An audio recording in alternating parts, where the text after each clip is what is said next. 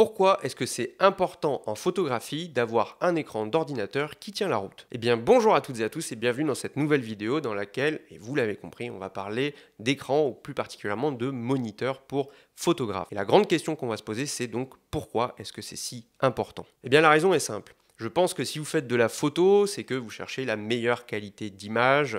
Aujourd'hui, à l'ère du numérique, on a de super capteurs, jusque même au moyen format, pour avoir une grande richesse de couleurs, beaucoup de dégradés dans les tonalités, pour ensuite passer le tout dans notre logiciel d'édition préféré avec des RAW en 12, 14, voire même 16 bits. Et donc avec tout ça, on a une quantité d'informations assez astronomique. Oui, mais, parce qu'il y a un énorme mais, le gros problème, c'est que si vous n'avez pas un écran qui est suffisamment qualitatif, eh bien l'information que vous aurez sous les yeux ne vaudra même pas la peine d'être utilisée parce que l'affichage que vous aurez ne correspondra absolument pas à l'information qui est envoyée par votre ordinateur. Autrement dit, vous aurez beau avoir le meilleur appareil photo avec des RAW en 14 ou 16 bits, si l'écran que vous n'avez pas sous les yeux affiche les bonnes couleurs, eh bien tout ça, ça sert strictement à rien. Et donc dans cette vidéo, on va parler de l'importance de ces écrans, ou en tout cas plus largement des écrans, mais particulièrement des moniteurs de bureau pour photographes.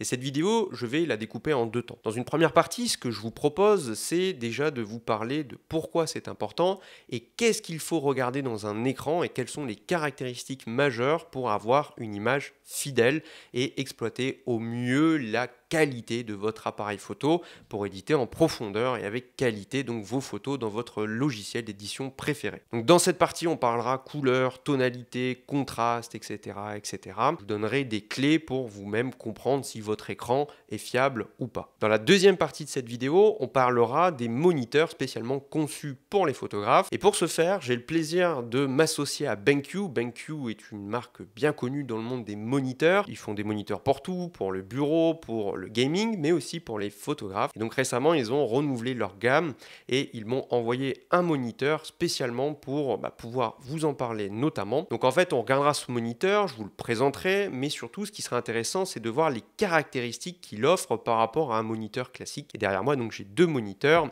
De ce côté, c'est le BenQ spécialement pour photographes et de l'autre, c'est un autre moniteur BenQ bien plus classique et on verra ce qu'apporte l'un par rapport à l'autre notamment. Sans plus tarder, commençons par la première partie et regardons pourquoi est-ce que c'est important d'avoir un moniteur qui tient la route en photographie. Donc comme je l'ai dit précédemment, je pense que vous essayez de vous créer les meilleures conditions pour avoir les photos les plus précises possibles. Au départ, on choisit un grand capteur pour avoir une richesse d'informations. Ensuite, on va utiliser un RAW parce qu'en RAW, on veut capturer toutes les informations possibles que notre capteur peut avoir, notamment des RAW en 14 voire même 16 bits.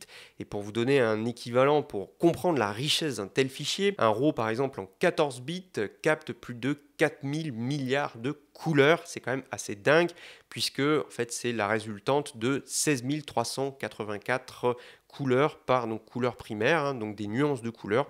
Vous multipliez 3 fois ce nombre et ça vous donne plus de 4000 milliards de couleurs au total dans votre fichier. C'est absolument considérable. Oui, mais voilà, vous mettez votre RAW dans votre logiciel et si vous n'avez pas un écran fidèle, et bien là c'est la catastrophe parce que si vous vous embêtez à avoir autant de richesse de couleurs mais que vous n'avez pas la bonne couleur affichée en face de votre œil, et bien tout ça ne sert strictement à rien. Donc pour vous faire comprendre cela, je vais vous prendre une petite analogie. Imaginez, vous êtes fan de musique classique, et puis vous venez d'obtenir un Stradivarius. Voilà, vous avez un petit peu d'argent. Et puis, avec ce Stradivarius, vous voulez faire un enregistrement audio pour enregistrer, je sais pas, un son de musique classique. Et puis là, vous allez dire, bon, j'ai un violon exceptionnel, il me faut un système son exceptionnel pour enregistrer toute la richesse de ce violon. Vous achetez les meilleurs systèmes de micro au monde, les meilleurs préamplis, enfin bref, tout le matériel le plus qualitatif. Vous enregistrez le son. Et à la fin, patatras, la personne qui va l'écouter, elle prend un casque à 20 € et elle écoute votre son. Là, forcément, toute la richesse, elle ne l'entendra pas parce que, en fait, un micro bas de gamme ne peut pas afficher toute la richesse de fréquences qui a été enregistrée par votre système son et ces fréquences extrêmement fines et précises qui ont été émises par votre violon. Et bien en fait en photographie c'est exactement la même chose. On va dire que votre appareil photo c'est le Stradivarius, puis maintenant au bout de votre écran c'est le casque bas de gamme. Bah oui, parce qu'en fait vous ne pouvez pas exploiter toute la richesse captée par votre appareil photo. Et donc l'idée c'est de se dire que si vous voulez profiter d'un Stradivarius, il vous faut un casque audio à la hauteur du violon. C'est pour cela que lorsqu'on regarde un moniteur pour la photographie, il y a quelques grands critères à regarder et ce sont des critères importants pour avoir notamment des couleurs les plus riches possibles, avoir les couleurs les plus fiables possibles et également avoir la tonalité la plus précise possible. Donc tout d'abord, ce qu'on va regarder, ce sont les couleurs. Et dans les couleurs, je vous ai dit, on va se focaliser dans un premier temps sur la largeur de couleurs, en tout cas la richesse de couleurs que votre écran peut diffuser, et ensuite on regardera leur fiabilité. Donc tout d'abord, il faut savoir qu'un écran possède ce que l'on appelle un espace colorimétrique, qu'on appelle également un gamut. Donc gamut veut dire espace colorimétrique. Concrètement, qu'est-ce que c'est? C'est la richesse de couleurs que peut afficher votre écran depuis le blanc et ensuite décliné sur toute la roue chromatique jusqu'aux couleurs les plus saturées. Et donc grosso modo, tout a un gamut, y compris votre œil, parce que votre œil peut capter toute une palette de couleurs et il y a certaines couleurs que notre œil ne voit pas tout simplement. Et bien en fait un écran c'est exactement la même chose, il a un espace colorimétrique plus ou moins large et la règle est globalement la suivante, plus un écran est qualitatif et plus il a un gamut large, c'est-à-dire qu'il pourra afficher une largeur et une richesse de couleurs importante et à l'inverse, moins il est qualitatif et plus ce gamut sera resserré. Alors la grande question c'est de se demander, oui mais alors comment savoir le gamut de mon écran? Eh bien tout simplement, il existe plusieurs on va dire références de gamut, je vais vous les nommer. Il existe tout d'abord en photographie les trois plus connus que sont le sRVB, le RVB et le Profoto, et je vais vous les décliner ensuite. Et en vidéo, par exemple, il y a des grands classiques que sont le Rec 709, équivalent du sRVB en photo, mais également le DCI P3 qui est un gamut plus large. Donc pour commencer, on va regarder le sRVB. Alors si vous êtes allé dans les menus de votre appareil photo, vous avez peut-être vu l'espace colorimétrique et puis là vous avez peut-être vu sRVB, RVB, vous dites oui mais alors quelle est la différence entre les deux? C'est tout simplement la richesse de couleurs qui seront exploitées non pas sur votre RAW, parce que sur le RAW en fait c'est la richesse en bits qui va définir la quantité de couleurs, mais bien pour vos JPEG. Et donc le sRVB est le gamut de référence, notamment sur internet, et c'est un espace colorimétrique de base qui est aujourd'hui une norme et qui tout simplement veut dire donc standard rouge, vert, bleu en français ou sRGB en anglais pour Standard Red, Green, Blue. Excusez-moi, je ne suis pas un grand anglophone. Concrètement, donc ce gamut est un petit peu le gamut de base aujourd'hui parce que c'est le plus resserré et il couvre environ 40% des couleurs que l'œil humain peut percevoir. Attention, pas 40 couleurs dans leur quantité parce qu'il couvre l'intégralité de la roue chromatique. C'est simplement qu'il n'affiche pas notamment les couleurs les plus saturées. Donc si vous partez des couleurs, vous allez avoir des couleurs qui seront moins saturées que sur des gamutes plus larges. Et c'est ça que vont apporter les gamutes plus larges, c'est qu'ils vont apporter pour toute la gamme chromatique des couleurs qui seront plus riches, plus saturées et plus nuancées. Donc aujourd'hui, par exemple, sur la plupart des navigateurs Internet, c'est le gamut de référence. Et tout simplement, si vous mettez sur les réseaux sociaux, etc., un gamut plus large, en fait, tout simplement, il ne pourra pas le lire parce que seules les couleurs qui sont à l'intérieur du gamut sRVB pourront être affichées. Le deuxième gamut populaire pour les photographes, c'est le Adobe RVB, donc Adobe rouge, vert, bleu, qui couvre 100% donc de l'espace sRVB, mais qui lui va au-delà, donc notamment dans les verts et les rouges. Dans les bleus, il ajoute très peu. Et l'avantage du Adobe RVB, c'est qu'il permet d'avoir des couleurs plus saturées, donc notamment dans les verts et les rouges, et d'avoir plus de précision. Donc concrètement, si vous regardez sur deux écrans la même photo, une avec le profil sRVB et une avec un profil RVB, tout simplement, vous verrez, et je vous montrerai un exemple juste après sur le BenQ, vous verrez un écart très important et vous verrez des couleurs plus riches et plus saturées sur le RVB parce que tout simplement, votre écran peut afficher une plus grande largeur de couleurs. Enfin, il y a un troisième gamut, c'est le Profoto, et qui lui couvre 100% du Adobe RVB et va même au-delà. Et donc, ce gamut-là est extrêmement large, et même dans les verts et les bleus, il dépasse carrément les couleurs que l'œil humain peut voir. C'est pour vous dire à quel point il est large. Donc là, normalement, après avoir regardé ces gamut, vous dites « Ah en fait, tout simplement, il vaut mieux avoir le gamut le plus large parce que qui peut le plus peut le moins, c'est certain. Mais dans la vraie vie, en fait, est-ce qu'on a vraiment besoin d'avoir des gamut aussi larges ?» Bien, pour la plupart des gens, la réponse est très claire et cette réponse c'est non. et je vais vous expliquer pourquoi. Et bien là aussi, pour comprendre, je vais prendre une analogie. Imaginez, je vais dire, oui, mais moi, si j'achète une Bugatti, je peux rouler à plus de 300 km/h, c'est génial. Et oui, qui peut le plus, peut le moins. Si je peux rouler à 300, je peux aussi rouler à 50. Oui, mais dans la vraie vie, personne ne roule à 300. Et dans la vraie vie, la plupart des gens, ils roulent au maximum à 130 sur autoroute, peut-être un peu plus, mais la plupart des voitures peuvent aller bien au-delà de 130. Mais dans la plupart des situations, eh bien, en fait, aujourd'hui, on roule à 80, on roule à 50, à 30, et voire même souvent, on est à l'arrêt en ville. Et bien là, c'est un petit peu la même chose avec les moniteurs. Oui, certes, un écran avec un Profoto, c'est incroyable, mais la grande question, c'est est-ce que cet espace colorimétrique, vous pourrez l'afficher ailleurs? Eh bien la réponse est non, parce que la plupart des écrans qu'il y a sur le marché, déjà s'ils peuvent afficher un sRVB, c'est déjà exceptionnel. Ensuite, les moniteurs pour photographes affichent généralement un RVB, et pour avoir du Profoto par exemple, là on est sur les moniteurs très très haut de gamme à plusieurs milliers d'euros. Et donc tout simplement, si vous avez en fait un moniteur qui affiche du Profoto, la question c'est certes, cette photo, vous pourrez en voir toute la richesse de couleurs. Mais ensuite, quand vous allez l'exporter, quand vous allez la mettre sur Internet, quand vous allez la montrer sur la télé de vos amis ou vous allez l'imprimer, tout simplement, il n'y aura plus toute cette richesse de couleurs parce que toutes les autres sources de diffusion n'auront pas, elles, cette richesse. Donc en gros, pour résumer, pour faire simple, aujourd'hui, la norme, c'est le sRVB. Et moi, par exemple, quand j'exporte et que je traite mes photos, même pour des clients, tout simplement, quand je les traite, je passe l'écran en sRVB, alors que pourtant, je pourrais aller bien au-delà. Pourquoi? Parce que ces photos, elles vont être pour la plupart du temps diffusées sur Internet ou que la plupart des imprimantes commerciales, en fait, impriment sur un gamut sRVB. Par contre, si je dois faire des impressions fine art, etc., là, je vais traiter mes photos sur un gamut RVB parce que des imprimantes plus haut de gamme, notamment dans des imprimeries professionnelles, couvrent des imprimantes avec un gamut aussi large. Et là, je pourrais avoir une impression avec une richesse de couleurs plus importante, plus de nuances, plus de richesse et de saturation. Mais vous voyez, c'est pour une utilisation en fait très minime. Et donc voilà, la plupart du temps, tout simplement, je ne roule pas en Bugatti, ou en tout cas avec ma Bugatti, je roule à 50.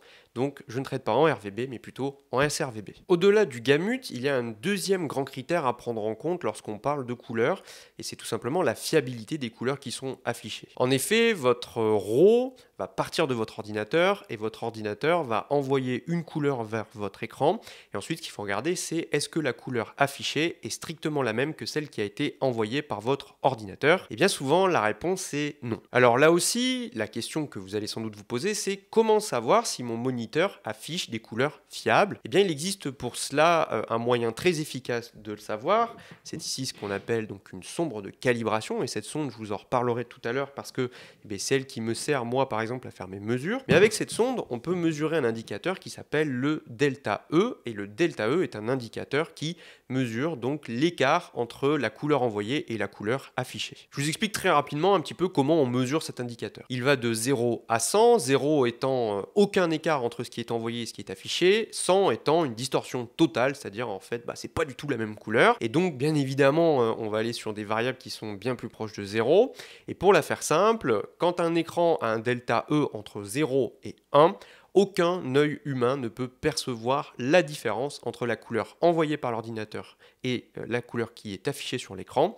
Ensuite, quand le delta E est en gros entre 1 et 3, seuls les yeux les plus experts et les plus avisés pourraient commencer à percevoir une très légère nuance, mais alors vraiment il faut être avisé et expert. Et on dit que quand le delta E est supérieur à 3, la personne lambda pourra commencer à avoir un écart entre ce qui est envoyé et ce qui est affiché. Moralité, on se dit que quand c'est en dessous de 3, c'est du très bon, et quand on est en dessous de 1, là on est dans l'excellent et que votre écran est parfait. Bref, donc pour résumer par rapport aux couleurs, l'idée c'est bien de se dire quelle richesse de couleurs peut afficher mon écran, c'est le fameux gamut. Et la deuxième chose, c'est est-ce que mon écran envoie bien les bonnes couleurs et est-ce que ce que je vois sont bien les couleurs envoyées? Et donc ça, c'est le fameux delta E. Ensuite, il y a un troisième critère qui lui ne touche pas aux couleurs, mais bien à la tonalité. Donc pour cela, on va regarder un indicateur qui s'appelle donc la luminance, c'est-à-dire la quantité de lumière qui est envoyée par votre écran. Pour mesurer cette quantité de lumière qui est émise par votre écran d'ordinateur, on utilise une unité de mesure qui s'appelle les nits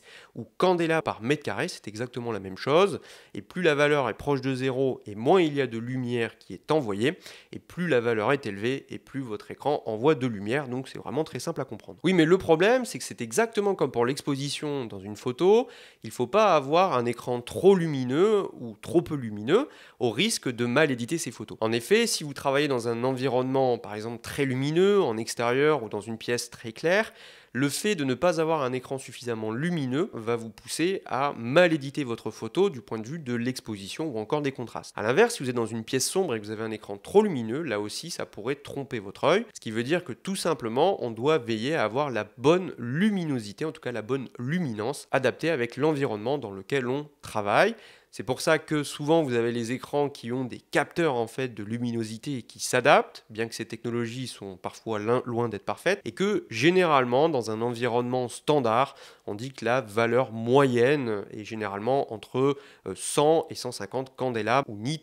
Bref, voilà, je viens de finir un petit peu cette première partie théorique et je vous fais une petite synthèse, accrochez-vous, mais au moins tout sera clair. Donc un écran, ce qu'il faut regarder, c'est d'un côté les couleurs, de l'autre la luminance. Pour les couleurs, vous devez regarder le gamut, donc l'espace colorimétrique.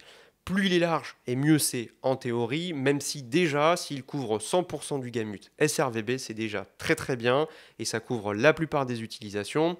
Ensuite, si vous voulez faire notamment de l'impression et que vous avez des imprimantes plus haut de gamme, le gamut RGB convient très très bien et là vous avez déjà énormément de richesse dans les couleurs.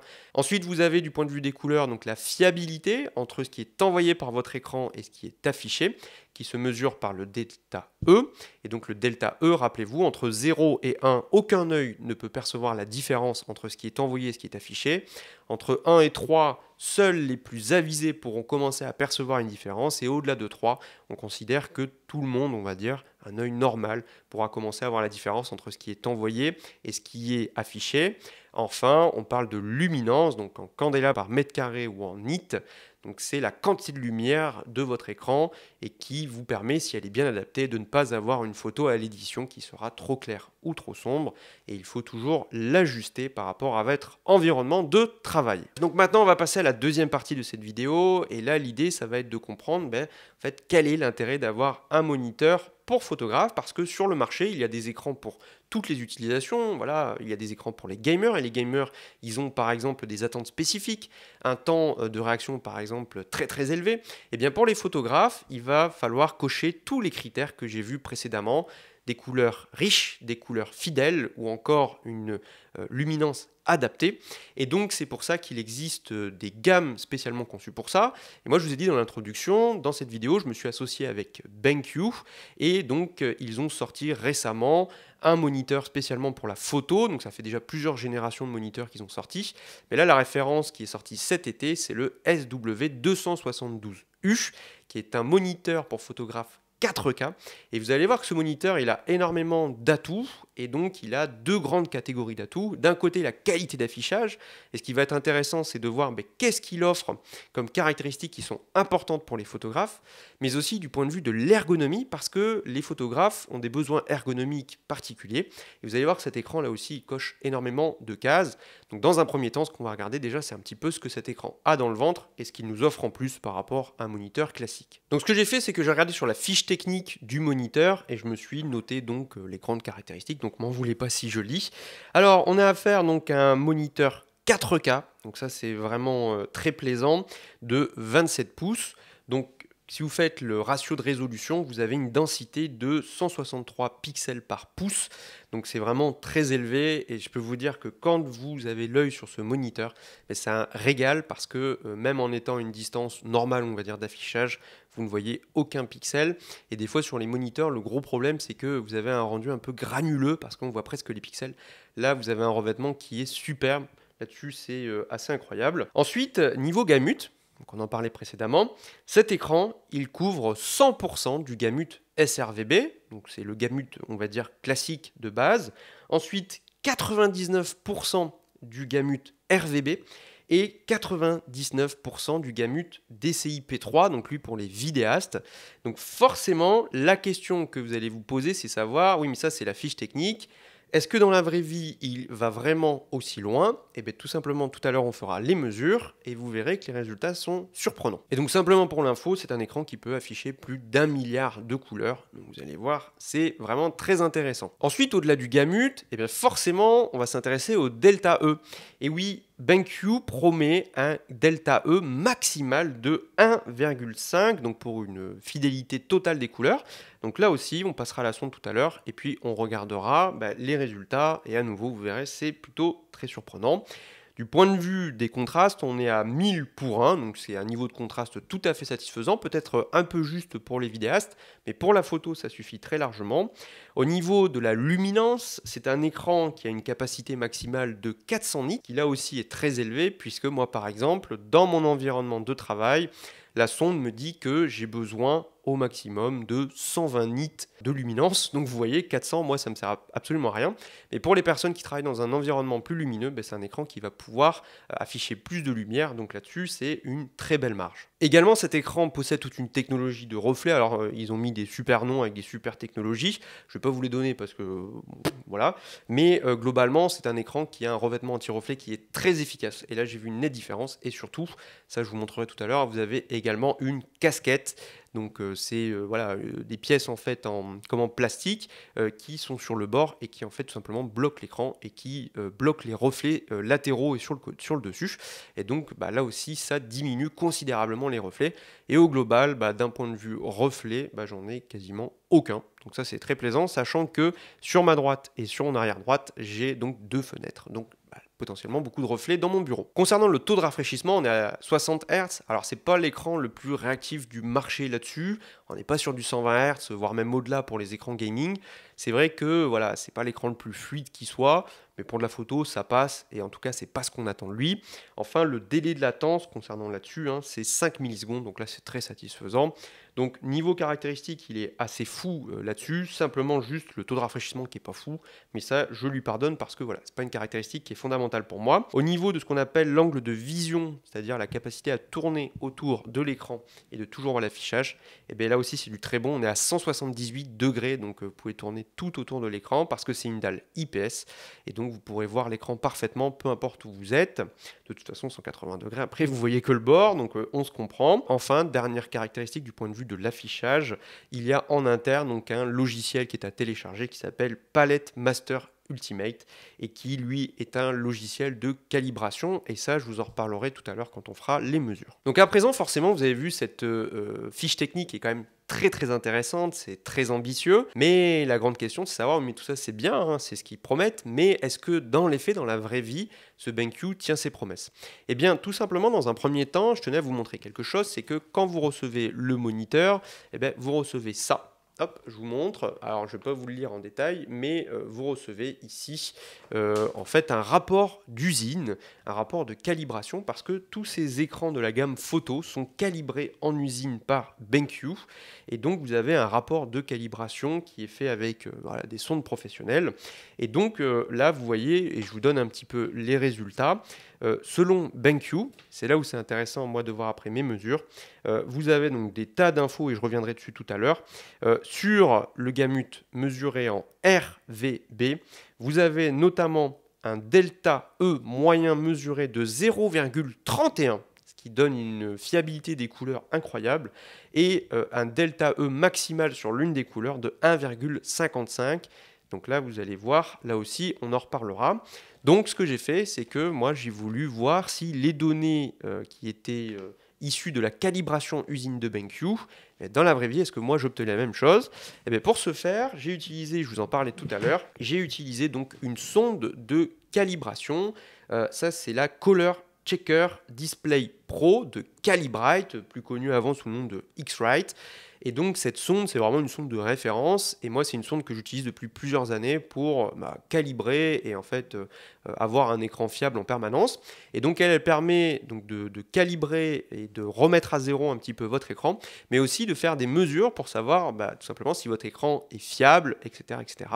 Donc je l'ai branché et j'ai fait toute une batterie de tests et c'est ce que je vais vous présenter à présent. Donc pour réaliser ces mesures, ce que j'ai fait, c'est que j'ai utilisé cette sonde avec le logiciel CC Profiler donc de Calibrite. Et dans un premier temps, j'ai voulu vérifier si j'avais les mêmes mesures sur la calibration d'usine du BenQ. Donc je n'ai touché à rien, j'ai simplement fait une mesure et voici les résultats que j'ai obtenus dans CC Profiler. Que je vous montre, vous avez le résultat. Donc en fait j'ai des résultats qui sont extrêmement proches. Moi, dans mes mesures dans CC Profiler, j'ai un delta E moyen de 0,4 contre 0,31 selon BenQ. Et moi, sur mon patch maximal, donc sur la couleur qui a le plus de dérives, donc pour rappel, c'est un patch de 24 couleurs différentes, et bien moi, en fait, j'ai une dérive au maximum de 1,36, donc un delta E à 1,36. Donc, si je résume, BenQ dit en moyenne, on a un delta E sur l'ensemble des couleurs à 0,31. Moi, j'ai 0,4, donc on est très proche. Et ensuite, un delta E maximal, donc la couleur qui dérive le plus, à 1,55 selon BenQ. Et moi, j'arrive à 1,36. Donc, vous voyez, c'est quasiment pareil. Donc, voilà, j'obtiens les mêmes mesures que BenQ. Et ensuite, ce que j'ai fait, c'est que moi, j'ai voulu tester le logiciel de calibration, donc le fameux Palette Master Ultimate. Et alors là, ça a été la douche froide, hein, donc j'ai installé le logiciel, un logiciel très beau, très ergonomique, où pareil, vous branchez votre son de Calibrite et vous pouvez directement faire la calibration. Et là, j'ai rencontré deux problèmes, c'est que déjà, c'était très très long, alors vraiment très très long. Et deuxième chose, systématiquement, en fait, le logiciel, il me mettait un message d'erreur et je n'ai jamais pu aller au bout de la calibration. Donc j'ai installé la dernière version et je vous avoue, j'ai perdu 1h30. J'ai vraiment perdu 1h30 et je rigole pas parce qu'à chaque fois, j'ai fait des simulations, en tout cas des tentatives de calibration, et ça ne marchait jamais. Donc tout simplement, j'ai abandonné et donc je réessayerai ultérieurement d'installer une autre version pour voir si ça marche et je trouve ça dommage. Voilà, bon, ça c'est juste un bug logiciel. Donc qu'est-ce que j'ai fait? Tout simplement, je suis revenu dans CC Profiler et là maintenant ce que j'ai fait, c'est que dans un premier temps, j'ai effectué une calibration via CC Profiler, donc via Calibrite, et donc j'ai tout remis à zéro en effaçant la calibration d'usine qui avait été faite par BenQ. Et ensuite, ce que j'ai fait, c'est que dès lors, j'ai créé un profil ICC dans lequel j'ai enregistré toutes les données issues de l'écran. Donc simplement, hein, quand j'ai fait cette étape de calibration, j'ai remarqué que notamment sur le point blanc, qui est fixé sur un point blanc théorique ici à 6500 Kelvin, en fait, j'avais un point blanc qui était légèrement froid, aux alentours de 6600-6700 Kelvin, donc ça se joue à pas grand-chose, voilà. C'est juste pour vous annoncer ça. Et donc ensuite, j'ai fait la dernière étape, c'est-à-dire qu'après avoir calibré l'écran via la sonde Calibrite, j'ai fait une nouvelle mesure pour voir un petit peu les caractéristiques de l'écran. Et là, patatras, en fait, le fait d'avoir calibré l'écran m'a donné des résultats qui sont encore meilleurs. Et donc là, j'ai des résultats qui sont vraiment excellents. Je conserve toujours un delta E moyen à 0,4, donc ça n'a pas bougé. Mais par contre, et c'est ça qui est très intéressant, le fait d'avoir fait cette calibration m'a permis d'avoir un delta E maximal sur le patch qui a diminué. Et donc la couleur qui dérive le plus, c'est le gris, qui a un delta E maximal de 0,991. Donc on est juste en dessous du 1, c'est quand même assez incroyable.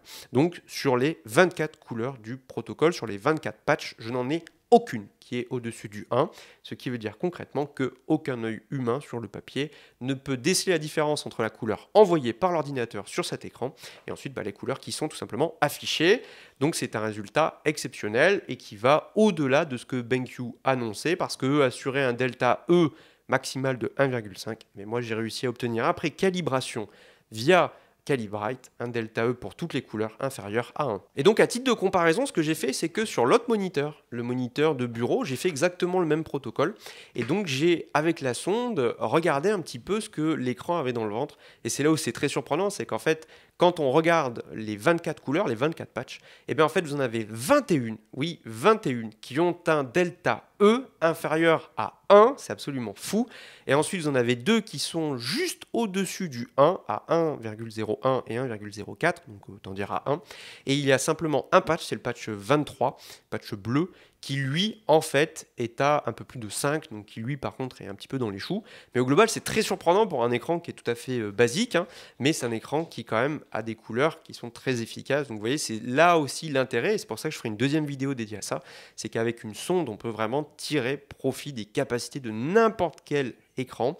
Et cet écran, je me souviens que la première fois que je l'ai calibré, il était vraiment dans les choux avec le profil de base, et donc le fait de l'avoir calibré l'a remis dans le droit chemin. Enfin, bref. Ensuite, pour terminer sur les couleurs, ce que j'ai fait, c'est que ensuite le profil ICC calibré du BenQ, donc le SW272U, donc le modèle 4K pour photographe. Ce que j'ai fait, c'est que je l'ai passé dans le logiciel Gamut Vision, qui vous permet de comparer ce gamut du moniteur avec les grands gamuts pour voir tout simplement si les gamuts promis par BenQ étaient respectés. Donc savoir est-ce qu'il couvre 100% du SRVB, 99% du RVB et 99% du DCI-P3. Quand j'ai passé le profil ICC dans le logiciel, les résultats sont à la hauteur puisque on couvre très largement le spectre, donc le gamut SRVB. Là-dessus, il n'y a aucun problème. Et ensuite, carrément, quand on compare au RVB, et bien là, on va vraiment plus loin, en fait, dans toutes les couleurs. Il dépasse vraiment même le spectre RVB, donc c'était 99%, mais il va au-delà. Et il n'y a qu'au niveau du bleu, où en fait il colle, mais sur tout le reste, sur toutes les autres couleurs, en fait, et bien, il va au-delà. Et en fait, j'ai fait la même chose donc, pour le gamut DCI P3. Et bien là, c'est pareil, ça va au-delà. Et là, c'est un petit peu plus limité, mais vous voyez, c'était 99%, mais pourtant, ça va au-delà, notamment dans les verts et les rouges. Donc là-dessus, à nouveau, promesse tenue. Donc cet écran offre plus que ce qu'il a mis sur le papier, donc c'est une très bonne nouvelle et ce qui en fait un très bon écran pour la photo du point de vue des couleurs. Et donc pour terminer ces tests, il fallait que je regarde notamment la luminance et ensuite ce qu'on appelle l'homogénéité. Du point de vue de la luminance, ça je l'ai fait lors de l'étape de calibration et comme je vous ai dit, moi j'ai un environnement de travail qui nécessite entre 90 et 120 nits et j'ai pu tout à fait facilement arriver à ces valeurs, donc là-dessus il n'y a aucun problème.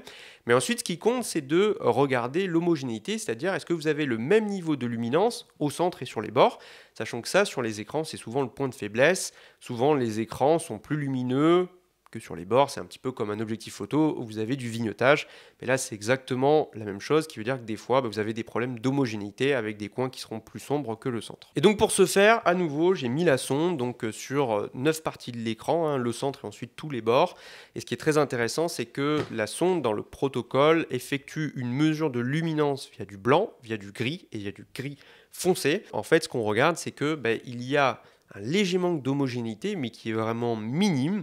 Et au global, en fait, il s'en sort très très bien. Alors, il ne faut pas se laisser tromper par les valeurs, notamment sur les gris foncés, parce que il le marque en rouge, mais c'est qu'au départ, vous avez une luminance qui est tellement faible qu'un tout petit écart en pourcentage de suite paraît énorme, mais quand on regarde la valeur concrète absolue et pas la valeur relative, on se rend compte qu'en fait c'est vraiment minime. Et donc BenQ, c'était quelque chose qui revient souvent dans les moniteurs, et notamment pour photographes, c'était des problèmes d'homogénéité, des dalles qui étaient hétérogènes. Mais là, vous voyez, ce qui est surprenant, c'est que contrairement on va dire à la norme où souvent les coins sont plus sombres que le centre, là c'est un petit peu l'inverse, vous avez des coins qui sont un petit peu plus lumineux, mais ça se joue à pas grand chose par rapport au centre, et au global il y a une homogénéité que moi je trouve plutôt très satisfaisante, donc là aussi je mets toutes les petites cases vertes et c'est réussi. Enfin bref, on aurait pu aller encore plus loin dans les tests, mais vous voyez au global, et ça qui est très intéressant, c'est que ce moniteur gamut très large, et quand on fait les tests, en fait, il couvre bien tous les gamuts. Au niveau du delta E, de la fiabilité affichée des couleurs, là, c'est exceptionnel. On est inférieur à 1, et en faisant l'étape de calibration, je vais même au-delà de la calibration usine faite par BenQ, donc là aussi, c'est très bien. Et c'est l'avantage d'avoir un moniteur pour photographe, c'est d'avoir cette assurance d'avoir des couleurs fiables, en plus du gamut large. Et ensuite, vous voyez, du point de vue de l'homogénéité, c'est aussi satisfaisant, sachant que du point de vue de la luminance, je pourrais aussi le mettre sur des scènes beaucoup plus lumineuses.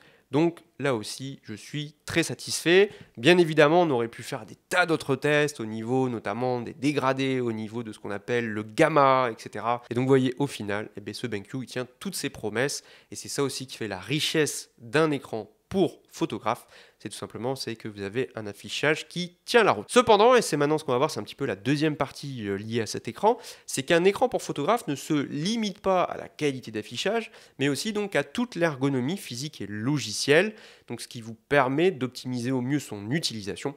Et donc pour ce faire, on va commencer par l'ergonomie physique. Alors au global, et vous allez voir que ce moniteur, c'est un moniteur qui est particulièrement haut de gamme du point de vue de on va dire sa qualité de fabrication, son ergonomie, etc. Mais je tiens à revenir au départ quand même sur le colis, le carton qui a été envoyé donc au début. Avant de tester cet écran et de voir ce qu'il a un petit peu dans le ventre, je tenais quand même à vous montrer un petit peu l'unboxing, parce que c'est pas du tout quelque chose que j'ai l'habitude de faire, et je trouve souvent que ça sert un petit peu à rien. Mais là par contre, je voulais quand même vous montrer parce que c'est un petit peu à part. C'est un colis. Alors déjà, si vous me suivez un peu sur Instagram, vous avez dû suivre que j'ai eu énormément de déboires avec UPS. Donc, vous savez tout le bien que je pense d'UPS. Maintenant, ce colis, il est quand même assez énorme. Je vous montre. Donc voilà, ça fait la longueur de mon bras. C'est un colis qui pèse 20 kg, donc c'est quand même assez considérable. Donc là, on est face à un produit qui, sur le papier, est quand même vraiment haut de gamme et l'emballage est vraiment super. Enfin voilà, ça peut paraître du détail, mais moi je trouve que c'est quand même assez important, surtout pour un produit, en tout cas sur cette tranche tarifaire-là.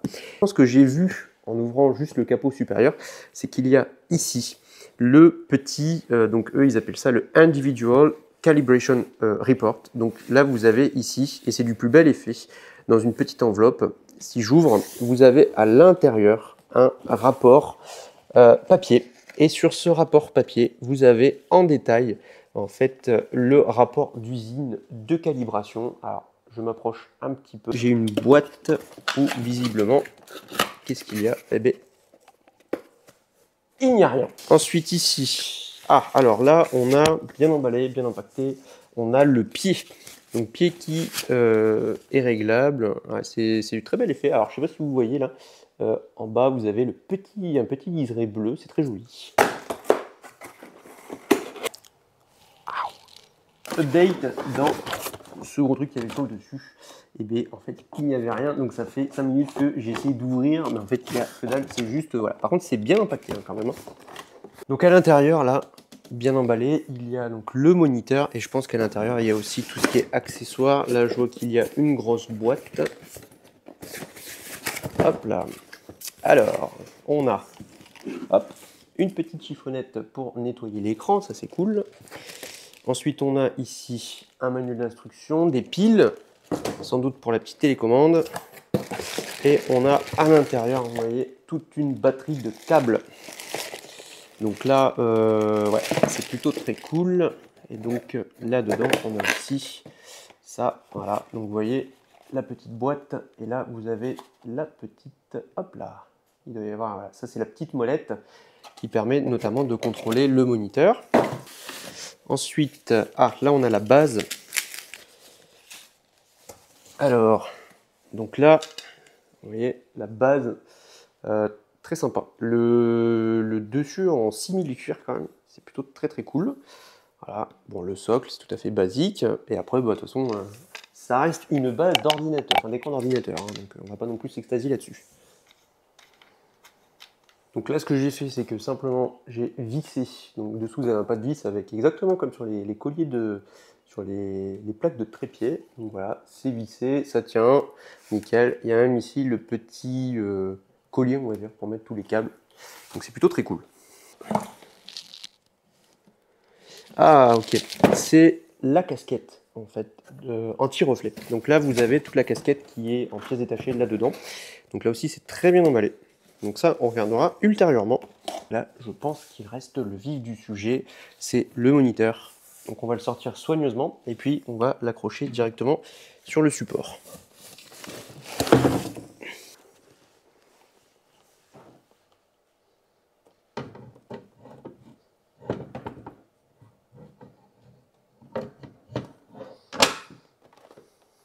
Ensuite, cet écran, vous pouvez le bouger dans tous les sens. Alors déjà, fortement, on va dire, le monter et le descendre. Il n'y a pas de bouton ou quoi, c'est juste, il y a une forme de résistance. Hein. Donc vous allez forcer un petit peu pour le monter et après, il ne tombe pas. Hein. Et vous allez faire pareil pour descendre. Donc on peut vraiment le mettre très bas et on peut aussi le mettre très haut. Donc c'est très évolutif.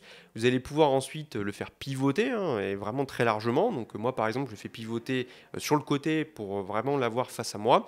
Et ensuite, vous pouvez aussi l'incliner. Donc vous voyez là-dessus, l'incliner donc sur le côté, mais aussi en profondeur. Enfin bref, c'est un écran qui est particulièrement modulable. Au niveau du design, là c'est tout bon aussi. C'est un écran qui est un peu plus épais, je pense, qu'un écran lambda. C'est normal, hein, il y a beaucoup de technologie dedans, beaucoup de qualité d'affichage, donc ça prend de la place. Hein. Et ensuite, au niveau de ce qu'on appelle le bezel, hein, donc c'est vous savez, les bandes noires qu'il y a sur les côtés. Moi, je les trouve relativement fines, donc ça ne me pose pas de problème. C'est pas un écran borderless, hein, mais c'est suffisamment fin pour mon utilisation. Et même pour une utilisation de 2 écrans, par exemple, ça suffit très très largement. C'est un écran qui est très bien construit, alors certes avec du plastique, mais c'est très bien construit. Et donc, petit soin du détail, vous avez par exemple sur le socle de base, hein, vous avez un revêtement en simili-cuir. Là, je trouve que c'est du plus bel effet. C'est un socle qui est très beau, qui est très grand, où vous pouvez poser tout ce que vous voulez, votre carte SD, votre montre. Moi, je pose ma montre dessus, par exemple. Enfin bref. Et donc, vous avez même un petit liseré bleu autour du pied, etc. Il y a vraiment un soin du détail qui est apporté à cet écran. Également, du point de vue du poids, bah, c'est un beau bébé, hein. Donc, le colis de départ faisait 20 kg. Bah, l'écran, lui, il fait quasiment 9 kg. Et oui, bah, c'est le poids de la qualité de la technologie. Et donc, bah, comme je vous ai dit, hein, il y a une grosse base pour sécuriser tout ça. Et une fois que vous avez tout ça qui est installé, bah, l'écran il bouge pas. Alors certes, pour le déplacer, bah, faut avoir un peu de force, hein. Mais ce qui est bien, c'est que je me pose pas du tout la question de me dire est-ce qu'il va bouger ou quoi. C'est très solide et la base est suffisamment large pour que l'écran tienne parfaitement. Et enfin, du point de vue de l'ergonomie physique, j'ai envie de dire, je vais vous parler de la casquette, donc ce qui se met autour de l'écran pour bloquer les reflets. Bah, cette casquette, c'est une casquette, je pense, classique. Alors, pas facile à monter. Honnêtement, alors vous avez une notice et tout, hein, mais c'est pas le truc le plus joyeux à monter. Une fois que vous l'avez monté, ça se met bien. Vous avez des petits supports, des petits trous pour fixer le tout. Ça s'enlève aussi facilement. La casquette, vous pouvez l'adapter. Et il y a suffisamment de pièces dans la boîte pour le mettre soit en position verticale, quand l'écran est vertical, et avoir comme une casquette, ou alors bah, tout simplement la position classique horizontale. Et cette casquette, quand même, mention spéciale pour l'intérieur. Vous avez un revêtement en suédine qui est du plus bel effet et qui renforce à nouveau le sentiment de qualité. Donc voilà, moi je la laisse dessus et ça permet de bien bloquer les reflets. Bon, et au-delà de cette ergonomie physique, eh bien, il faut parler connectique, parce qu'un bon moniteur, c'est aussi un moniteur sur lequel on peut brancher plein de choses. Alors là, c'est particulièrement riche. Si je regarde à l'arrière, donc en position verticale, là vous avez 2 ports HDMI, un display port, moi c'est là-dessus que j'ai branché notamment mon écran, un port USB-C de 90 watts, et ça on va en parler juste après, et vous avez également un port USB-C, USB type B, donc aujourd'hui c'est quand même moins courant, mais ça a le mérite d'être là, et ensuite sous le moniteur, donc vraiment sous la partie basse, sur la partie gauche quand vous êtes face au moniteur, vous avez à nouveau de la connectique, et là je trouve que c'est particulièrement bien pensé, et ça a été pensé pour les photographes. Vous avez un port de carte SD, oui, car vous pouvez brancher votre carte SD sans passer par votre ordi, donc dans votre moniteur. Vous avez 2 ports USB classiques, et là aussi je trouve ça génial. Et vous avez un port jack 3.5 pour y brancher un casque, donc vous pouvez tout simplement tout contrôler. Et donc tout ça, comment ça arrive jusqu'à l'ordinateur? Eh bien parce que vous avez ce fameux câble USB-C 90 watts qui est à l'arrière de l'écran. Et ce câble, il est particulièrement utile. Alors si vous avez un écran fixe comme moi, enfin un ordinateur fixe, pardon, comme moi, une tour, tout simplement moi, le câble USB-C est relié à ma tour et permet de communiquer. Donc dessus, si je veux brancher une clé USB, un disque dur, ça va passer par là et voilà. Également, si vous mettez la carte SD, c'est pareil. Mais le gros intérêt, c'est que ce port, si vous avez un ordinateur portable, c'est tout simplement, tout va communiquer via le câble USB-C, mais en même temps, votre ordinateur portable va être rechargé parce que vous avez 90 watts de puissance, donc vous n'avez même pas besoin de brancher votre ordinateur portable sur secteur, parce qu'en fait, il est alimenté par la prise secteur du moniteur. C'est le genre de détail que je trouve parfait d'un point de vue ergonomique. Vous êtes photographe, vous rentrez, vous avez des photos, vous posez votre ordi, vous branchez l'USB-C, il y a tout qui communique, et puis en fait à côté, en plus votre écran, il recharge votre ordi, et après vous prenez votre carte SD, vous la branchez dans le moniteur. Encore une fois, c'est de l'ergonomie qui est pensée pour les photographes, et on voit là-dessus qu'ils ont bien mûri les trucs, parce que ce sont des fonctionnalités qui progressivement ont été ajoutées par BenQ. Et enfin, pour terminer, niveau logiciel, on arrive sur, c'est quand même plutôt quelque chose de limité, mais sur tout ce que vous avez d'un point de vue logiciel dans l'écran. Alors vous avez tous les menus classiques, hein, vous pouvez gérer la luminosité, les profils, etc. Mais là, l'intérêt sur ce type de moniteur, c'est de pouvoir passer d'un gamut à l'autre en fonction de ses besoins. Alors, on pourrait se dire que c'est galère, vous passez par les petits joysticks et vous avez plein de boutons dessous. Vous avez même un petit joystick sous l'écran, donc c'est franchement pas mal. Mais c'est une tannée, hein, si à chaque fois vous imaginez, vous dites, alors attends, là je dois éditer une photo pour Internet, alors il faut que j'aille dans les menus, hop, faut que je mette le gamut sRVB, vous faites votre edit, et puis après vous dites, ouais, maintenant je vais faire un edit pour l'impression, il faut que je passe en RVB, hop, je repasse dans le truc.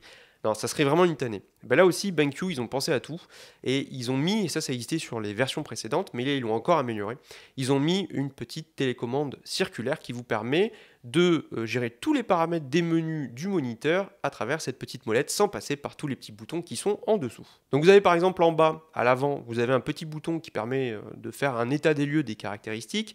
Ensuite, si vous appuyez sur la molette qui tourne, là vous arrivez dans le menu principal et avec la molette, tout simplement vous pouvez appuyer et rentrer dans le menu. Mais le plus gros intérêt, c'est pas forcément ça. Ce sont les 3 boutons 1, 2, 3 que vous avez sur la droite. Et là, moi je trouve ça extraordinaire parce qu'en fait, chaque bouton est attribué à un gamut. Si vous appuyez sur le 1, votre écran affichera le gamut strictement SRVB. Et là, c'est de se dire, voilà, je veux éditer une photo pour Internet, je me mets en SRVB, hop, j'appuie sur le 1, je fais mon edit, et une fois que j'ai fini, tiens, je veux passer sur du RVB, vous appuyez sur le 2, et là, votre écran passe en RVB, et là, d'un coup, vous avez beaucoup plus de couleurs, etc. Vous faites votre edit, et le 3, c'est du noir et blanc. Donc là aussi, ils ont pensé à tout, parce que en fonction des boutons sur lesquels vous appuyez, vous changez de gamut. Et ben ça, je trouve que c'est à nouveau une fonctionnalité qui est réellement pensée pour les photographes, et personnellement, c'est un truc que j'utilise énormément, ça fait gagner beaucoup de temps, et au moins, on n'a pas à se préoccuper d'aller dans les petits boutons qui sont sous l'écran. Enfin bref, on arrive à la fin de cette vidéo, alléluia, on y est arrivé, et donc que retenir de tout ça? Eh bien tout d'abord, c'est que comme je vous ai dit, si vous voulez avoir les meilleures photos, il ne sert à rien d'avoir un bon équipement photo, les meilleurs objectifs, les meilleurs logiciels, si vous n'avez pas un moniteur qui tient la route. Et pour ça, petite synthèse, il vous faut un moniteur qui affiche les couleurs les plus larges possibles pour exploiter au mieux les capacités de votre RAW notamment. Ensuite, il vous faut les couleurs les plus fidèles possibles, notamment avec le fameux delta E. Et il vous faut aussi un bon niveau de luminance, notamment pour ne pas avoir un écran qui est trop clair ou trop sombre et ne pas se tromper sur les niveaux d'exposition. Et donc au global, si vous regardez, vous avez les moniteurs classiques et puis des moniteurs pour les photographes qui répondent précisément à ces besoins. Et ce qu'on a vu dans cette vidéo, c'est précisément ça. En fait, le modèle, là, le BenQ SW272U, oui, c'est le nom un petit peu barbare, mais cet écran, la 4K pour les photographes, et vous avez vu, il coche absolument toutes les cases. Ce qu'on a mesuré, c'est un gamut qui est vraiment très large. On couvre vraiment 100% du SRVB et très largement. On va même au-delà, vous avez vu, des 99% du RVB parce qu'il va même au-delà. Pareil pour le DCI-P3. Et là où c'est aussi incroyable, c'est que BenQ promettait un delta E inférieur à 1,50. Et bien c'est même mieux que ça parce que vous avez vu, on a un delta E moyen mesuré sur cet écran-là qui est de 0,4 avec un delta E maximal mesuré sur l'un des patchs de couleurs de 0,99. Donc autant dire que vous avez des couleurs parfaitement fidèles sur ce moniteur. Et ensuite, vous avez vu, tout simplement, vous avez une ergonomie qui est très bien pensée. On a derrière toute la palette d'accessoires, de connectiques, etc., qui permet aux photographes d'être plus efficaces. Et donc un moniteur qui répond précisément à toutes les préoccupations des photographes. Et en tout cas, moi, il me comble parfaitement. Et avec du recul, je me suis vraiment posé la question de me dire qu'est-ce que j'aurais besoin en plus? Eh bien, j'ai beau y réfléchir, j'ai envie de dire pas grand-chose. Voilà. Simplement, j'aimerais que le logiciel de calibration fonctionne, mais ça, bon, c'est presque un détail et je suis sûr que je vais trouver une solution. Bien évidemment, et ça c'est le truc dont on n'a pas parlé, c'est qu'un moniteur pour photographe, ça coûte cher. Là en l'occurrence, ce moniteur, ça coûte quand même 1300 €, donc c'est cher. Bien évidemment, ils font des moniteurs qui sont moins chers, notamment comment est-ce qu'on peut économiser de l'argent en ayant une résolution moins importante, ou alors avoir un gamut moins large. Donc, il y a des écrans qui se contentent par exemple du SRVB. Et c'est vrai que si vous faites par exemple de l'édition que pour l'internet et que vous ne faites pas d'impression, etc., c'est vrai que le RVB c'est cool, mais vous n'en avez pas forcément besoin. C'est comme je disais tout à l'heure, est-ce qu'on a vraiment besoin d'une Bugatti quand on roule en ville? Pas forcément. Dans ce cas-là, il faut choisir l'écran adapté à ses besoins. Tout ça pour dire que cet écran, pour moi, il coche toutes les cases et que j'en suis très très content et donc que je n'ai pas grand-chose à lui reprocher. Donc pour terminer, plusieurs choses. Tout d'abord, c'est vrai que je serais curieux de savoir ce que vous en pensez. N'hésitez pas à le mettre en commentaire si vous avez des questions. Bien évidemment, je vous mets tous les liens. Donc vous avez les liens si jamais ce type d'écran vous plaît. Si vous êtes intéressé pour en savoir plus, je vous mets les liens vers les sites de BenQ pour en apprendre plus sur les caractéristiques, etc. Si jamais vous souhaitez par exemple acheter ce type de moniteur, je vous mets des liens aussi en description.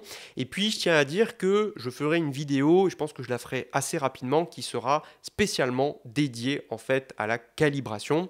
Parce que l'enjeu, c'est de se dire que tout le monde n'a pas forcément les moyens et ni tout simplement le besoin d'avoir un écran spécialement conçu pour les photographes et qu'on peut très très bien s'en sortir, et heureusement avec un moniteur classique. Mais, si vous ne faites pas cette étape de calibration, vous ne pourrez jamais tirer profit des capacités maximales de votre écran. C'est pour ça que je ferai une vidéo dédiée à la calibration, notamment via les sondes. Et donc, je vous expliquerai dans une prochaine vidéo comment calibrer, quelles sondes acheter, quelles sont les étapes à faire. Et vous l'avez vu sur l'autre écran, et même sur un écran basique, on peut avoir des résultats qui sont très très surprenants.